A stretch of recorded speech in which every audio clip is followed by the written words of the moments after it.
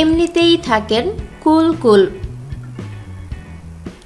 কিন্তু খেপলে শাহরুখের থেকে খতরনাক আর কেউ হয় না বলিউডে। তবে অবশ্য এই তালিকা থেকে বাদ সালমান খান, সে নয় অন্য কথা। তবে এবার কিং খান যা করলেন তা নিয়ে তুফান উঠেছে গোটা সোশ্যাল নেটওয়ার্কে। সম্প্রতি শাহরুখ গিয়েছিলেন দুবাইয়ে,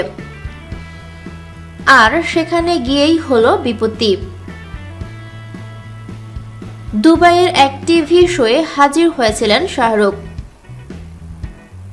শোয়ের নাম রমিজ আন্ডারগ্রাউন্ড। আর সেই শো চলাকালীনই খেপে গিয়ে তুলকালাম কাণ্ড ঘটালেন শাহরুখ, সঞ্চালককে মারতে গেলেন। ঘটনাটি হলো শোয়ে শাহরুখের সঙ্গে রসিকতা করতে গিয়েই ঘটল উল্টে বিপদ। শাহরুখকে বসানো হলো একটা গাড়িতে,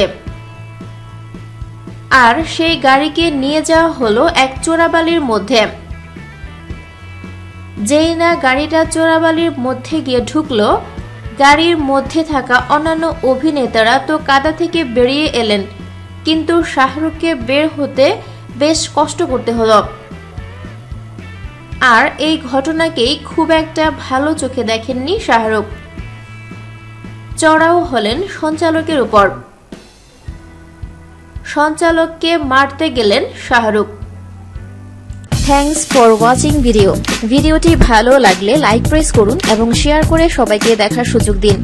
পরবর্তী আপলোড পেতে চ্যানেলটি সাবস্ক্রাইব করে আমাদের সাথে থাকুন। ধন্যবাদ।